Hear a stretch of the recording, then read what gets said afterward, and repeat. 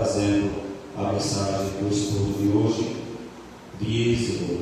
Nós estamos começando no livro do Êxodo. Eterno Deus, eu quero te agradecer pela vida do teu servo, que irá trazer, ó Deus, a tua palavra, para que possamos ser aquecidos mais uma vez, Senhor. Que o Senhor venha falar conosco, que o Senhor venha, ó Pai amado, nos ensinar de que maneira nós devemos viver e andar neste mundo. Eu venho te pedir, no nome de Jesus Cristo de Nazaré, usa o teu servo mais uma vez. Todos nós dizemos amém e amém.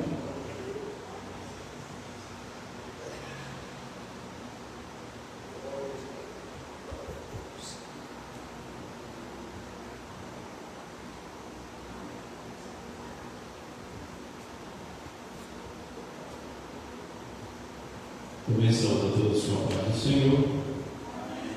Convido os irmãos para nós estarmos lendo no livro de Êxodo, no capítulo 3, e o versículo, a partir do versículo 6. Êxodo 3, do 6 a 10.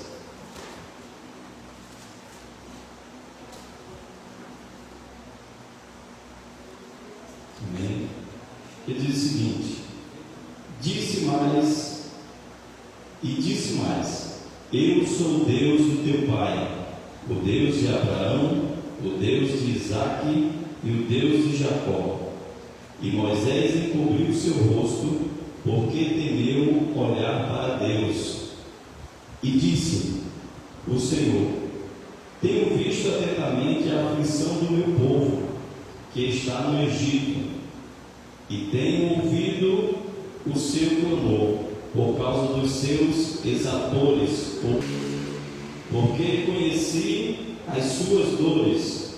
Portanto, desci para livrá-lo da mão dos egípcios, para fazê-lo subir daquela terra a uma terra boa e larga, uma terra que emana leite e mel, ao lugar do cananeu, do Eteu, do amorreu, do ferezeu e do heveu e do jebuseu. E agora eis que o clamor dos filhos de Israel chegou a mim, e também tenho visto a opressão com que os egípcios os oprimem. Vem agora, pois, e eu te enviarei a Faraó, para que tires o meu povo, os filhos de Israel, do Egito. Amém? Somente até aí, os irmãos poderem citar. Glorificando o nome do Senhor Jesus. Amados, estamos, como o pastor Gilberto disse, iniciando o livro de Êxodo. Essa é a segunda mensagem do livro de Êxodo. Na última semana o pastor já iniciou o livro de Êxodo, e essa é uma continuação. E o livro de Êxodo nada mais é também do que uma continuação do livro de Gênesis. Quando nós iniciamos Êxodo, a gente vê que ele continua exatamente de onde o Gênesis parou.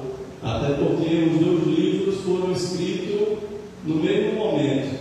Moisés escreve Gênesis e Êxodo ali na saída do povo do Egito, durante a peregrinação no deserto. Ele escreve esses livros e eles foram escritos no mesmo momento. Então, do mesmo jeito que acaba Gênesis, com a família de Abraão, Isaque e Jacó, aí é representada ali agora por Israel, que é o Jacó, que teve o seu nome mudado para Israel. E eu lembro que o pastor falou semana passada, né, que a família de Israel, que viria a ser a nação, ela eram 70, aproximadamente 70 pessoas. Então aquilo que viria a ser a nação de Israel, a descendência de Israel, ela inicia com 70 pessoas. E Deus, ele começa a dar fertilidade a esse povo. E aquele povo, ele começa a se multiplicar de uma forma tão grande, tão extraordinária, que a Bíblia diz que quando eles saem do Egito, de 70 pessoas, saiu 2 milhões de pessoas. Eu estive fazendo uma conta básica, juntando Várzea Grande e Cuiabá, dá 1 milhão de pessoas. Então é 2 vezes Cuiabá e Várzea Grande juntas para dar a quantidade de gente que saiu. Aí, para quem está ouvindo pela internet e não conhece Várzea Grande e Cuiabá, aí a gente tem um estado de Sergipe, um estado do Brasil que tem 2 milhões de pessoas.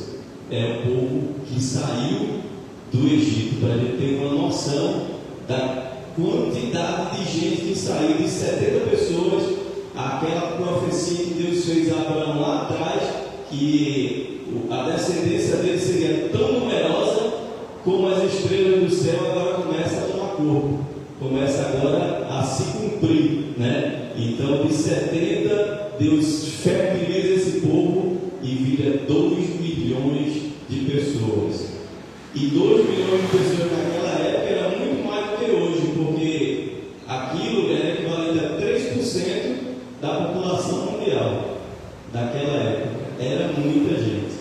Então Deus faz coisas grandes para cumprir a sua promessa. Louvado seja o nome do Senhor, porque o mesmo Deus que fez a promessa a Abraão é o mesmo Deus que nós servimos hoje. É o mesmo Deus que vai cumprir a promessa na minha e na tua vida. É o mesmo Deus, e Ele cria situações para cumprir as suas promessas. Seria impossível a olhos humanos saber que daquelas 70 pessoas nasceria e surgiria tanta gente, ao ponto do rei do Egito, o faraó, ele olhar para aquele povo e se preocupar. Ele disse: não, esse povo é muita gente, vai complicar para a gente. A hora que esse povo aí, os inimigos vierem nos atacar, como a gente oprime eles, ele não vai ficar do lado da gente, ele vai ficar do lado dos inimigos. E imagina tanta gente do lado do inimigo, a gente vai perder essa batalha. Eles começam agora a castigar e fazer aquele povo sofrer ainda mais, para oprimir aquele povo, para que eles parassem de se multiplicar. Mas milagre é milagre. Quanto mais eles oprimiam, mais o povo se multiplicava, mais a nação de Israel crescia dentro do Egito.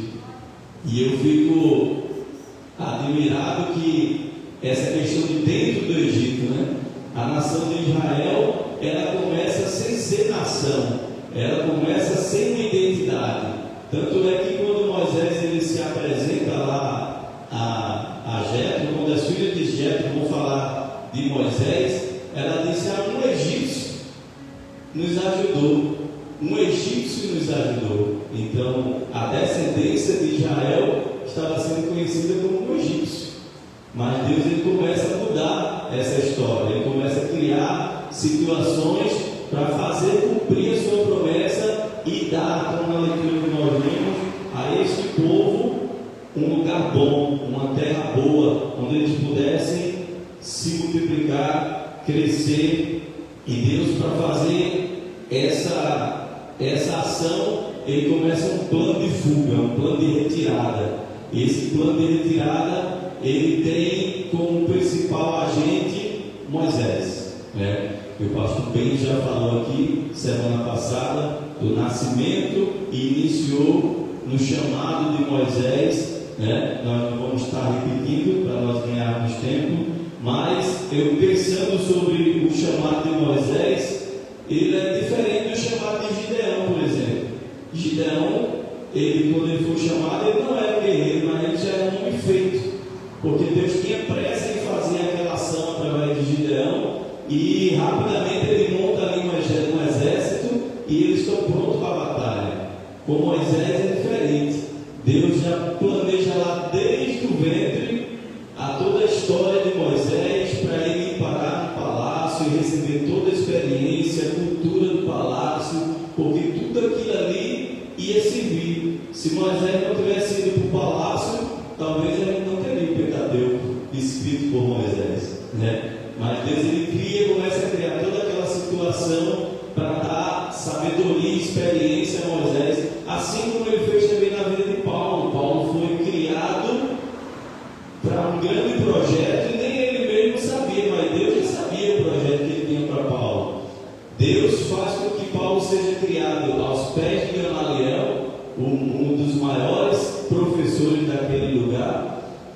dupla nacionalidade, falava vários idiomas. Para quê? Para que ele fosse usado de forma poderosa na obra de Deus. Então Deus ele começa a traçar a história para abençoar o seu povo, e mesmo antes da gente imaginar que a história ia começar, a história já tinha começado na mente de Deus e no trabalhar de Deus, né? E Deus é muito maravilhoso. Nós vemos também na vida de Davi, quando o Saul começa a ter aquele espírito perturbando ele, já era o trabalhar de Deus para que Davi começasse a frequentar o palácio.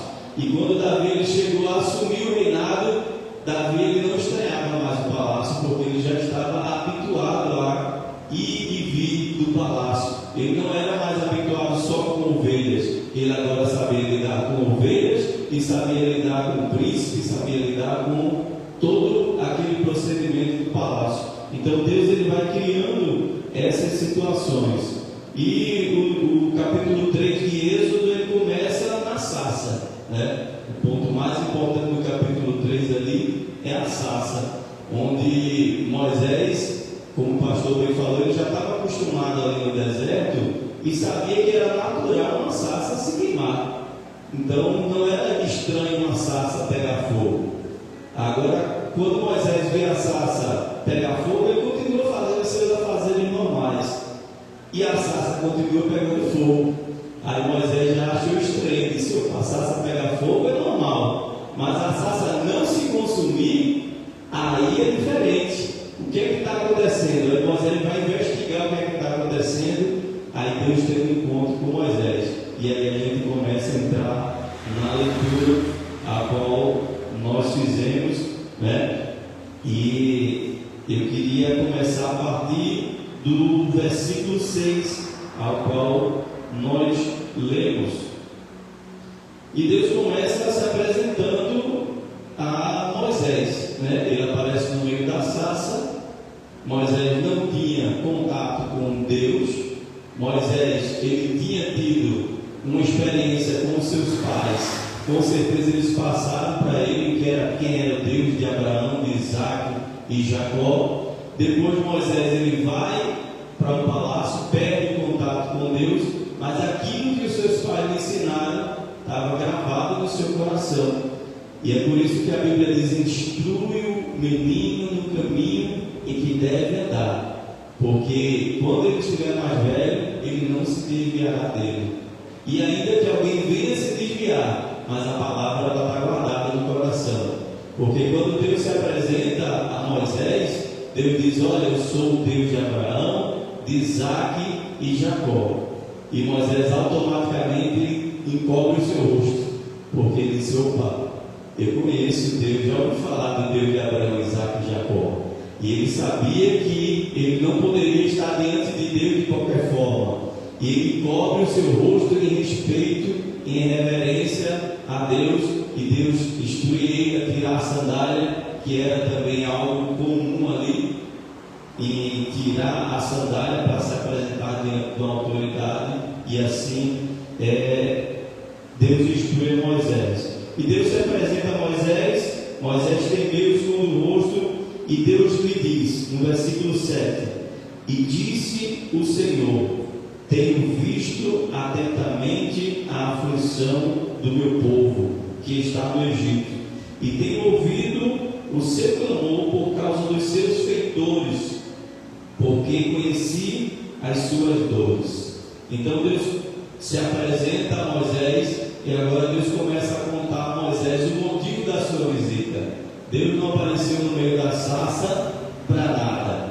Deus, quando ele se revela, ele tem uma razão de se revelar, né? Por isso que muitas vezes a gente desconfia de movimentos onde aparentemente Deus se revela e não deixa nenhuma marca, não deixa nenhum fruto, não tem nenhum resultado. Então, quando Deus se revela, Deus não vem a passeio. Deus, ele tem algo a fazer, ele tem algo a tratar, ele tem algo a deixar. Alguém vai ser curado, alguém vai ser liberto, alguém vai falar em novas línguas, alguém vai sentir a presença desse Deus maravilhoso. Louvado seja o nome de Jesus. Então, quando Deus ele se apresenta, algo diferente acontece.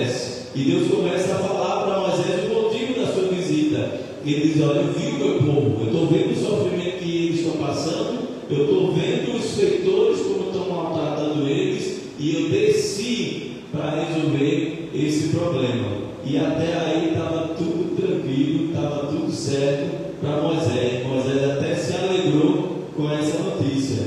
Só que aí a coisa começa a complicar um pouco, porque no versículo 10, aí Deus vai dizer a Moisés: vem agora. Não, ainda no versículo 8 tem algo que eu queria destacar aqui.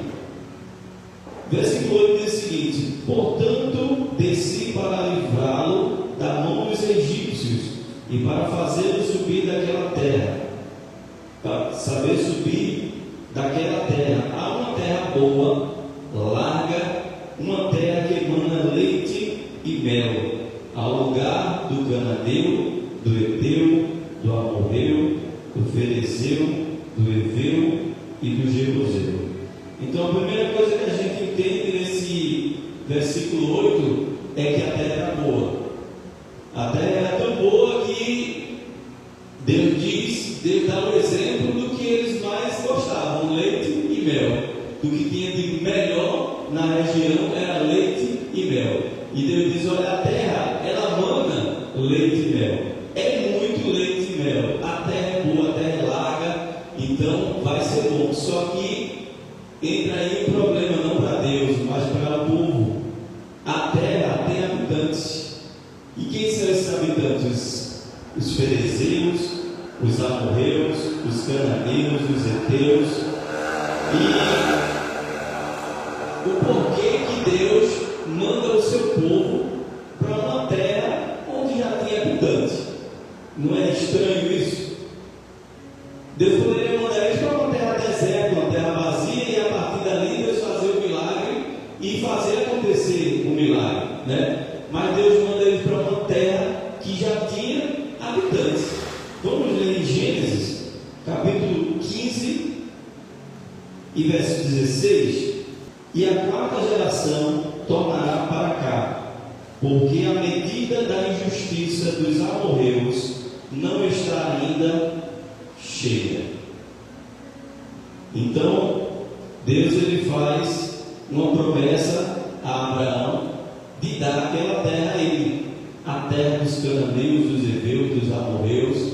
Só que aquele povo era um povo mau, um povo perverso, um povo pecador, que não queria saber de Deus. E Deus diz a Abraão: olha, eu vou te dar essa terra, só que tem uma coisa: a medida do pecado deles ainda não chegou no limite. Eu ainda estou suportando eles ainda. Vai chegar um momento que a medida do pecado deles vai estar tão grande que aí eu vou precisar agir, assim como Deus fez em Sodoma e Gomorra. Quando a medida do pecado de Sodoma e Gomorra fedia nas narinas de Deus, aí Deus disse: não, aqui tem que ter uma ação. Aí Deus manda fogo e destrói Sodoma e Gomorra.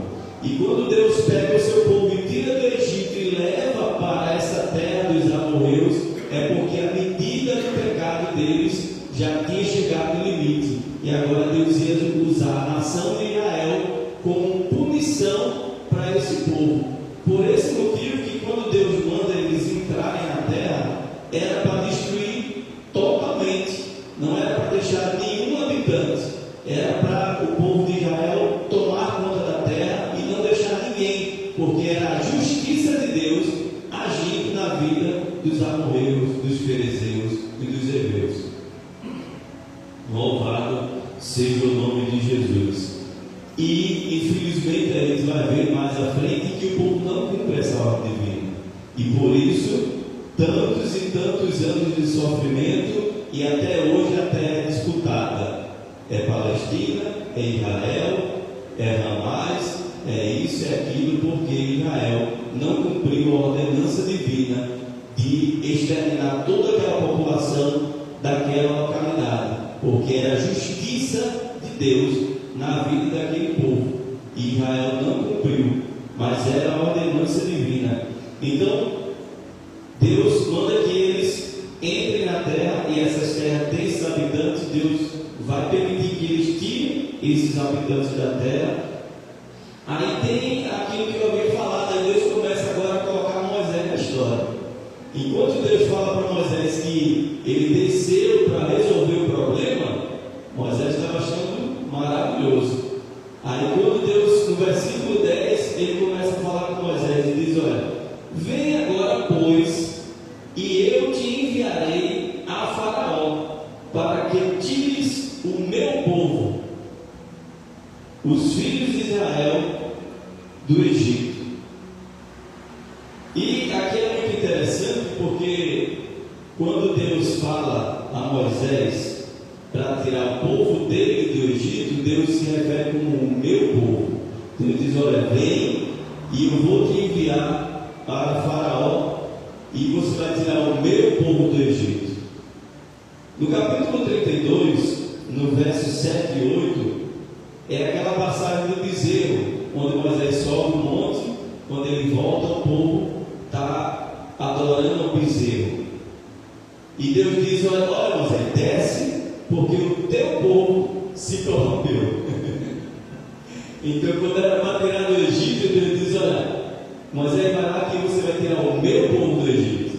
Aí quando o povo se corrompe, aí Deus diz para Moisés: olha, o teu povo se corrompeu, desce lá. Isso aí é problema de vocês aí, resolve esse problema aí. Então, enquanto nós estamos debaixo da promessa, enquanto nós estamos buscando ao Senhor, o inimigo ele vem e o Senhor diz: opa, aí é meu povo, aí é propriedade minha, aí é meu, calma lá. Quando Jó vai, o diabo ele vai mexer com Jó, ele pede permissão a Deus, e Deus diz a ele: olha, até aqui e até aqui, daqui para cá não. Então tudo que ele faz é debaixo da permissão de Deus. Um grande historiador, um grande escritor, diz que o diabo, até o diabo é o diabo de Deus. Nada acontece fora da permissão de Deus. O diabo ele não faz o que ele quer. E quando nós estamos debaixo da sombra do Onipotente, aí o Senhor diz: opa, meu filho, aqui é meu povo. Agora, quando a gente sai debaixo da sombra, não é a sombra do Onipotente que sai de cima de nós, não. É nós que saímos debaixo da proteção de Deus. É nós que o Senhor está com as asas abertas para nos acolher, e a gente diz: não, eu prefiro estar fora.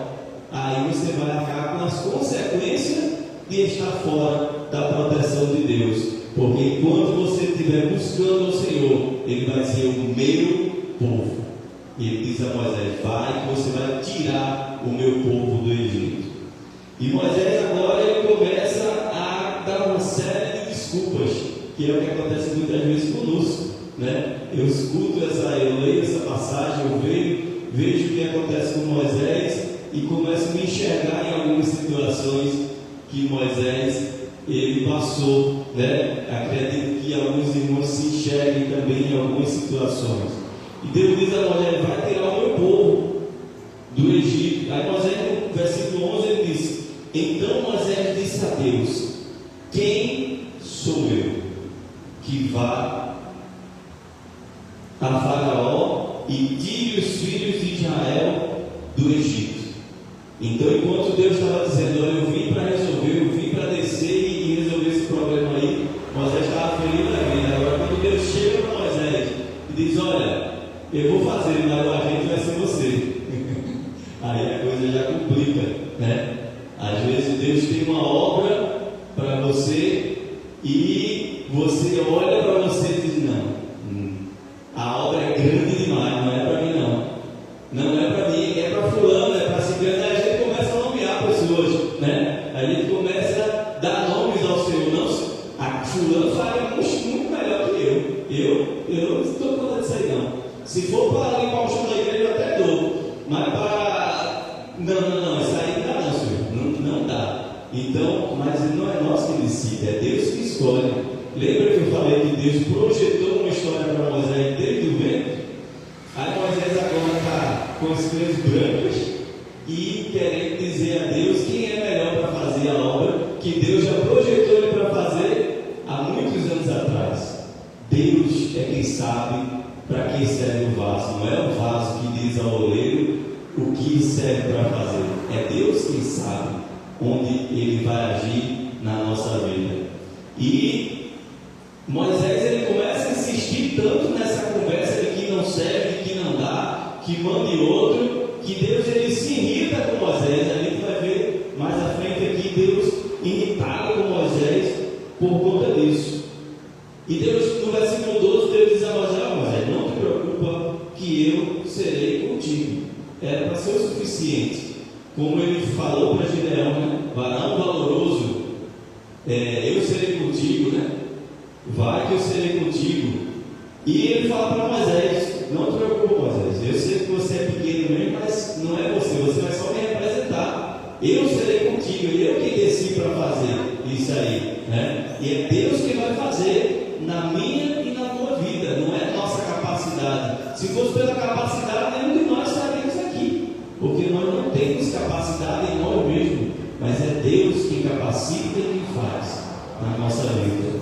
Então, versículo 13 diz o seguinte: disse Deus a Moisés: eis que quando vier os filhos de Israel e lhes disser, o Deus de vossos pais me enviou a vós, e eles me disserem, qual é o seu nome, o que direi? E Deus disse a Moisés: eu sou o que sou. E disse mais: assim dirás aos filhos de Israel, eu sou, me enviou a vós. E aqui chega numa parte muito importante do livro do Êxodo, que é a questão dos nomes. Para começar, o livro de Êxodo, no hebraico, ele não se chama Êxodo. O livro do Êxodo, quando Moisés escreve a punho próprio, ele dá o nome de Shemot, que é nomes, significa nomes. O livro de Êxodo só vai receber o nome de Êxodo, que significa saída ou partida, lá na Septuaginta, muitos anos depois, quando a Bíblia é traduzida do hebraico para o grego, aí ela recebe o nome de Êxodo. E por que Moisés dá o nome de nomes ao livro de Êxodo? A gente não sabe exatamente o porquê, mas tem algumas pistas que dá.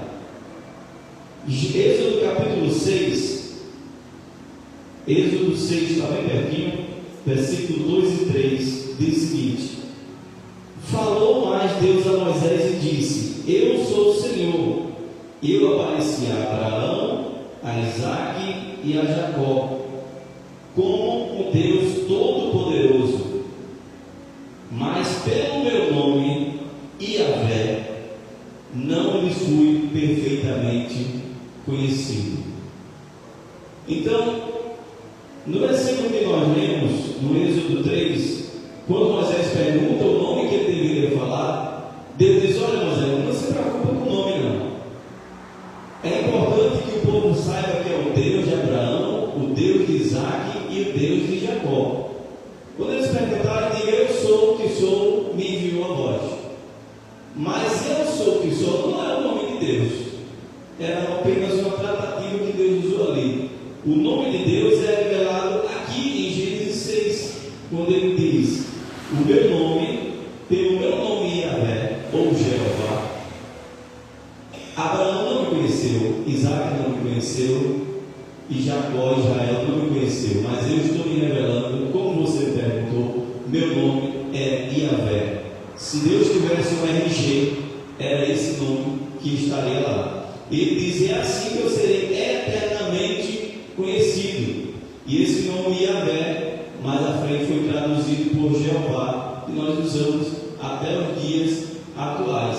Então, Deus se revela pela primeira vez na Bíblia Sagrada com o seu nome próprio a Moisés. E diz assim, eu serei conhecido. Só isso já bastava para que Moisés colocasse o nome do livro de Êxodo, de nomes.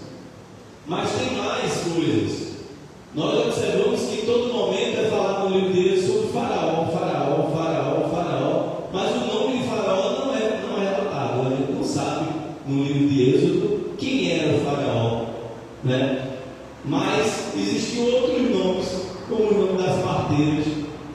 que eram hebreias, que fizeram um grande serviço, livrando as crianças que foram ordenadas a ser mortas, é falado no livro de Êxodo. Então, como que o nome de um imperador, de um rei, é ocultado e o nome das parteiras são revelados? Então, Deus, ele revela o nome que ele quer revelar. E Deus não queria dar mídia para Faraó, mas ao seu povo. Então, aquelas parteiras eram crentes, eram mulheres de Deus, que fizeram um serviço para Deus, e Deus achou por bem de escrever o nome dela lá, e está até hoje escrito na nossa Bíblia, e nós sabemos o nome dessas parteiras, que viveram há não sei quantos mil anos atrás, está aqui, e nós sabemos o nome dela, e não sabemos o nome do Faraó, mas Deus revela o nome das parteiras, Deus revela o seu nome, e Deus sai revelando nomes e mais nomes no livro de Êxodo. E isso é muito importante no livro de Êxodo. As parteiras estão lá no capítulo 1, versículo 15, os seus nomes. Para nós ganharmos tempo, nós vamos dar prosseguimento. O versículo 15 diz o seguinte: e Deus disse mais a Moisés: assim dirás aos filhos de Israel, o Senhor, ou Yahvé. Aí tem mais uma coisa aqui.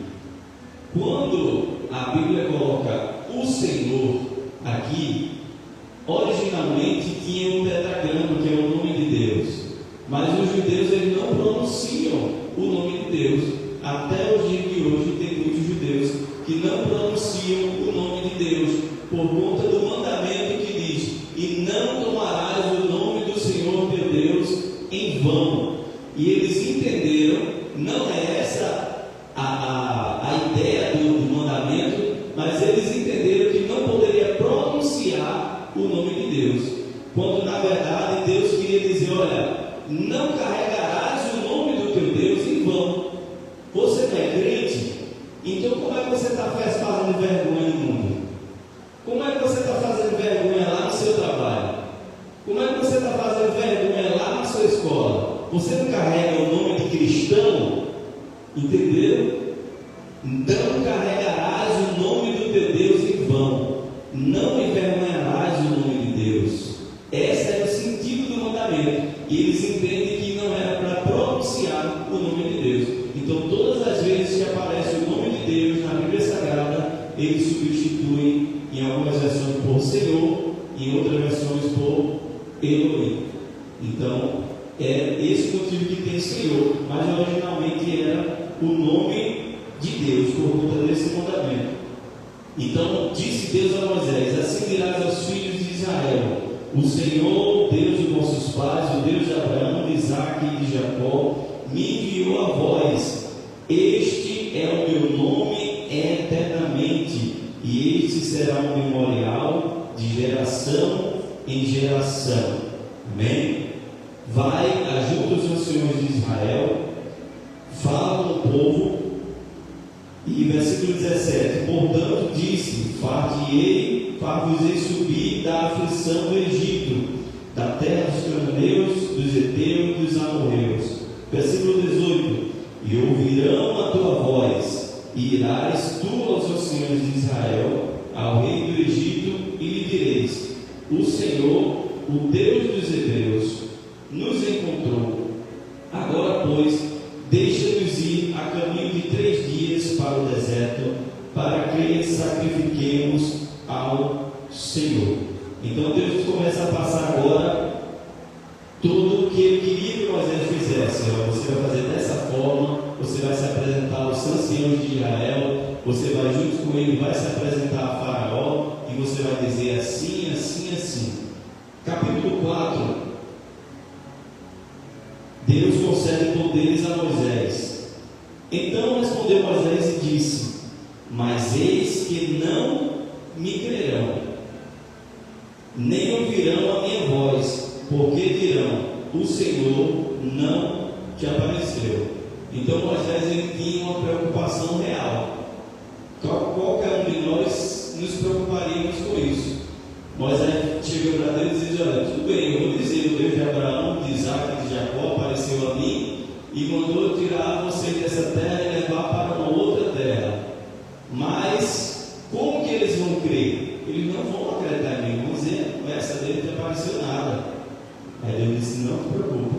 Aí Deus agora começa a dar a Moisés sinais e maravilhas para que ele operasse diante do povo e diante do faraó. E o Senhor lhe disse, que é isso na tua mão? E ele disse, é uma vara.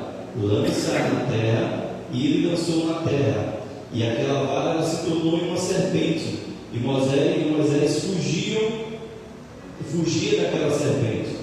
Aí Deus diz aí, ela pega na cauda da serpente. E aquela serpente ela se torna novamente no bastão, na vara de Moisés. E Moisés fez assim, e iria fazer assim para que o povo cresça. Aí Deus diz, mas não é só isso, tem a mão, põe a mão no seu peito. Moisés põe a mão no peito. Quando Moisés tira, a mão está leprosa. Quando Moisés põe a mão novamente, Moisés tira, a mão está curada. E esses eram as maravilhas que Moisés deveria fazer diante de Faraó. No versículo 10, aí Moisés, ele continua insistindo com Deus que não era para ele aquela obra. Capítulo 4, versículo 10. Na versão atualizada, diz assim: Moisés respondeu ao Senhor: ó Senhor, eu nunca tive facilidade para falar, nem antes e nem agora, e nem depois que começasses a falar comigo. Quando começo a falar, eu sempre me atrapalho. Então Moisés ele continua dando desculpa a Deus. Olha, eu nunca soube falar, eu não sabia falar antes, e agora que o Senhor falou comigo, eu achei que eu ia ser revestido de um poder sobrenatural e eu ia começar a falar bem agora, mas eu não estou sentindo isso. Eu estou do mesmo jeito. O Senhor disse que eu vou fazer uma grande obra, mas eu não estou sentindo firmeza, eu estou me sentindo do mesmo jeito de antes. E Moisés insiste nessa narrativa. Versículo 11: Deus responde a Moisés: porém o Senhor lhe disse: quem dá a boca ao ser humano? Quem faz com que ele seja surdo ou mudo? Quem lhe dá a vista? Ou quem faz com que fique cego? Sou eu, Deus, o Senhor.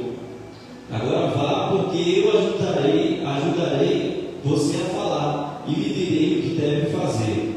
Aí Moisés, no capítulo 13, ele é mais ousado ainda. Ele antes estava dando desculpa porque ele não conseguia falar. Aí no versículo 13 ele diz: aí Moisés pediu: não, Senhor, por favor, mande outra pessoa. Aí Deus faz todo o projeto para Moisés. Na hora de executar a missão, aí Moisés disse: não, Senhor, o Senhor vai ter que mandar outra, porque eu não vou fazer não. Aí é onde o profeta, a coisa aperta, porque há situações que você vai dizer não para Deus, e Deus vai levantar outra pessoa e vai fazer aquilo que Ele quer que faça, ainda que você pague o preço, mas a obra não vai deixar de ser feita e Deus vai levantar outra em seu lugar. Mas há situações que Deus não aceita não como resposta, que é o caso de Moisés. Moisés disse: não, Senhor, eu não vou, mande outro. Aí Deus disse: está certo, Moisés, fica tranquilo. Então o Senhor ficou muito irado com Moisés. Deus ficou tão irritado com Moisés, e ele disse: olha, não se preocupe não, eu vou mandar Arão vai falar com você, você vai ser como Deus, você vai falar, você vai ser o profeta e Arão vai falar no seu lugar. Mas Deus estava irritado com Moisés, disse a ele, e disse: Arão vai lhe encontrar e vai dar tudo certo.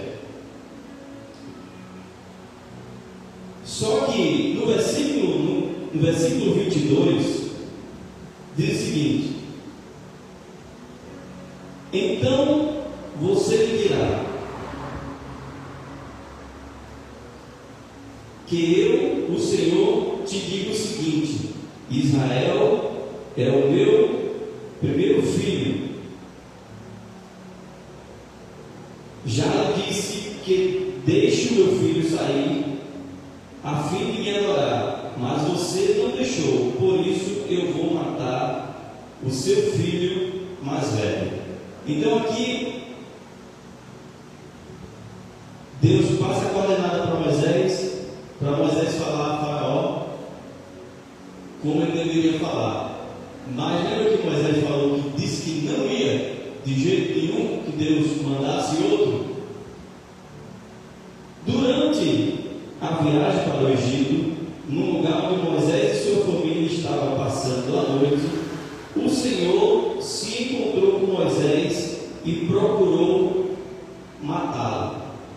Quando eu li esse versículo, eu achava que Deus estava falando de Faraó, porque no versículo anterior, Moisés diz a Faraó: você vai liberar o povo de Deus do Egito, e se você não liberar, Deus vai matar o seu filho. No versículo seguinte diz que quando Moisés estava na estalagem, Deus procurou matá-lo. Eles mataram quem? Moisés. Para Moisés saber que com Deus não se brinca, que outro Deus manda fazer, é para fazer, e de um jeito ou de outro você vai fazer. Em algumas situações Deus vai mandar alguém no seu lugar, em outras situações você vai fazer a vontade de Deus. Jonas também não queria. Jonas vai pegar Nínive. Jonas, não vou. Aquele povo ali é mau, aquele povo é rebelde, não pode destruir, eu não vou lá não. Aí Deus manda um grande peixe, cria toda aquela situação da tempestade. Jonas é jogado no mar, Deus manda um grande peixe e Jonas é recogitado onde? Em Nínive. Quando Deus quer que aconteça, acontece. E se for para você fazer, vai ser você que vai fazer. Deus não tem meia conversa, é Deus quando quer, Ele faz. Ele é soberano.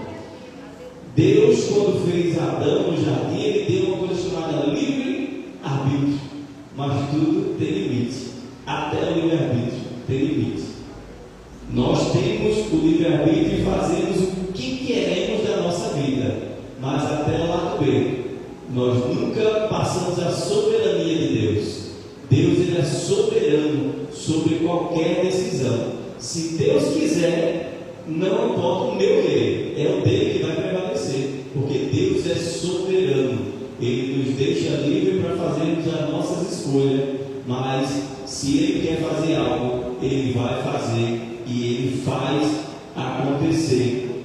E foi preciso no versículo 25 que a esposa de Moisés, que não era hebreia, mas que já vivia com Moisés há um tempo, Moisés já tinha falado para ela sobre a circuncisão que era necessário para ele, para o filho dele e para todos quantos fizessem parte da nação de Israel, viesse a fazer também parte dessa nação, era necessário circuncidar-se, e Zípora já sabia disso.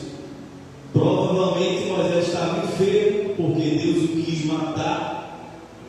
E Zípora, ela mesma faz a circuncisão do seu filho e joga aos pés de Moisés e diz: olha, tu és um homem sanguinário, vai fazer o que Deus mandou. Parafraseando, que não está na Bíblia aqui, né, mas ela lança os filhos aos pés de Moisés e diz: olha, vai fazer o que Deus mandou, pelo amor de Deus, porque senão todos nós vamos sofrer as consequências. E dali em diante Moisés ele finca os passos e começa a ser o Moisés que nós de fato conhecemos, porque até então esse Moisés é totalmente descaracterizado com o Moisés que nós vemos descer do monte com as tábuas dos 10 mandamentos e ficar extremamente irritado com aquilo que estava acontecendo e quebrar as pedras de tanta ira que ele tinha por defender a vontade de Deus. Esse Moisés aqui ele estava indo contra a vontade de Deus, mas esse episódio foi suficiente para Moisés ficar aos pés e entender o seu chamado, entender o que Deus queria na sua vida.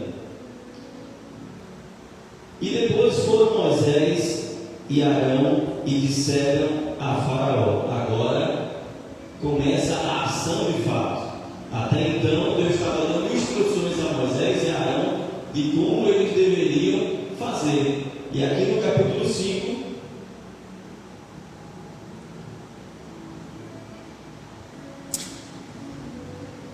Moisés agora, já como Moisés, que nós conhecemos, se prontifica juntamente com Arão, seu irmão, a fazer a vontade de Deus. E depois foram Moisés e Arão e disseram a Faraó: assim diz o Senhor, o Deus de Israel: deixa o meu povo ir, para que celebre uma festa no deserto. Mas Faraó disse: quem é Jeová? Quem é Yahvé? E aqui tem algo muito importante. Como eu falei, nem o próprio Moisés era conhecido como hebreu, como israelita, mas ele era conhecido como um egípcio. E o nome de Deus, ele tinha se perdido na história. Somente o povo de Israel conhecia o nome de Deus, mas as nações vizinhas, elas não sabiam quem era Jeová, quem era Yahvé, quem era Deus de Abraão, de Isaac e de Jacó. O próprio Faraó era considerado uma divindade, era considerado um Deus. O Faraó vivo era considerado o Deus Horus. O Faraó morto era considerado Osíris. Então, o próprio Faraó era considerado um Deus. E quando Moisés chega para ele e diz: olha, o Senhor Jeová mandou você liberar todos esses escravos que estão sob o seu domínio, que eles vão sair do seu domínio e vão adorar ao Senhor Jeová. E Faraó entendeu que não era simplesmente uma adoração, que o povo vivia debaixo de castigos, vivia debaixo de sofrimento, apanhando. Aquele povo não ia sair para o deserto e não iria voltar mais. Faraó entendeu isso. Aí quando Moisés disse sobre a autoridade de quem ele estava dizendo isso, que era Jeová e Yahvé, aí Faraó pergunta ele: quem é Jeová? Eu conheço Baal, eu conheço Azera, que era deus de outras nações. Estou parafraseando, não está aqui, mas os deuses de outras nações eram conhecidos. O próprio Deus do Egito era conhecido, eram muitos deuses e tinha a casta de deuses. Mas Jeová, para Faraó, não tinha a autoridade de tirar todo aquele servo de Faraó. Com que garantia, com que força ele faria isso? Então, quando uma nação prevalecia sobre outra, não era simplesmente uma nação que prevalecia, mas o Deus daquela nação.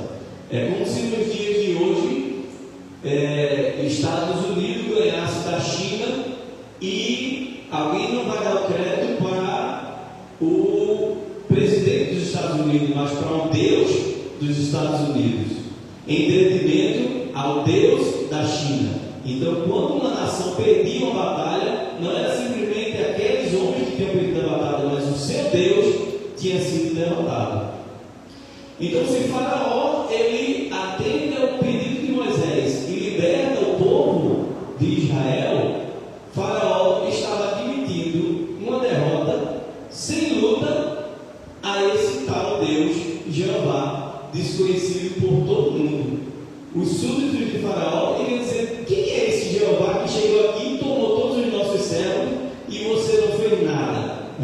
Então ele disse: olha, não conheço nenhum Jeová, não vai sair ninguém daqui. Aí começa a entrar Deus em ação e se mostrar a Faraó quem era esse Jeová ao qual ele não conhecia, E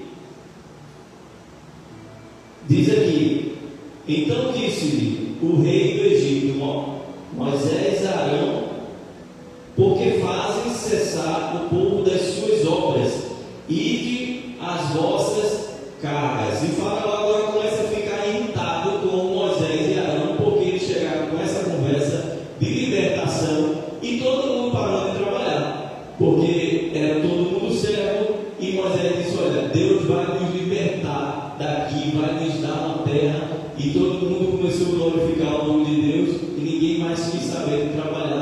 E Faraó disse: olha, pode mandar todo mundo voltar, porque ninguém vai sair daqui. Vocês são tudo preguiçosos, são tudo ociosos, por isso que vocês estão querendo sair para adorar esse Deus. Vai ser dobrada a carga, vocês vão apanhar, não vai ser dada mais palha a vocês, o trabalho vai ser dobrado, a medida de tijolos que vocês fabricaram vai permanecer e vocês não vão ter ajuda, porque vocês inventaram essa conversa e não vai sair ninguém. Após esse período, não vamos entrar hoje, aí começa a vir as 10 pragas.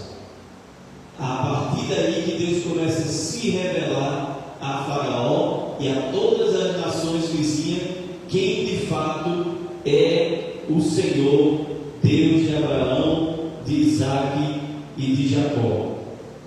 E encontraram Moisés e Arão que estavam de frente deles quando saíram do Egito e disseram: o Senhor atente sobre vós e julgue isso, porque fizestes o nosso cheiro repelente diante de Faraó e diante dos seus servos, dando-nos a espada nas mãos para nos matar. Então tornou Moisés ao Senhor e disse: Senhor, por que fizeste este mal a este povo? Por que me enviaste?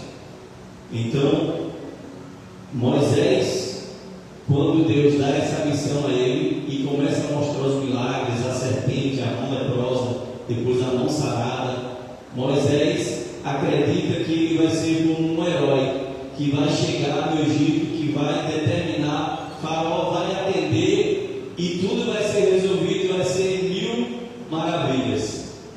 E às vezes a gente também cai nessa ilusão de quando a gente aceita o Evangelho, que todos os problemas da nossa vida vai sumir, né? E que tudo será como um conto de fadas, 1000 maravilhas. Mas na vida real é bem diferente. Deus, Ele não nos livra dos problemas. Ele diz: olha, no mundo tereis aflição, mas tem de bom ânimo, eu venci, e vocês também vão vencer. Então nós aceitamos a Jesus, mas não nos tornamos os super-homens, super-mulheres. Somos os mesmos homens naturais que nós éramos antes. A diferença é que agora Deus nos dá graça.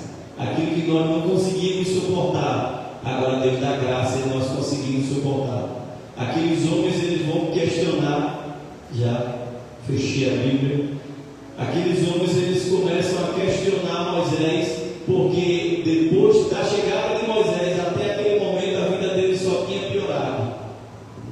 Mas tudo tem um tempo determinado. Até o próprio Moisés, ele começa a se culpar e dizer: Senhor, por que tu fizeste isso? Eles estavam ruins, mas agora estão pior. Por que o Senhor quis afligir mais ainda esse povo? Moisés também começou a se achar culpado por conta daquela situação. Mas tudo tem um tempo determinado e Deus está no controle de todas as coisas. Amém? Deus abençoe.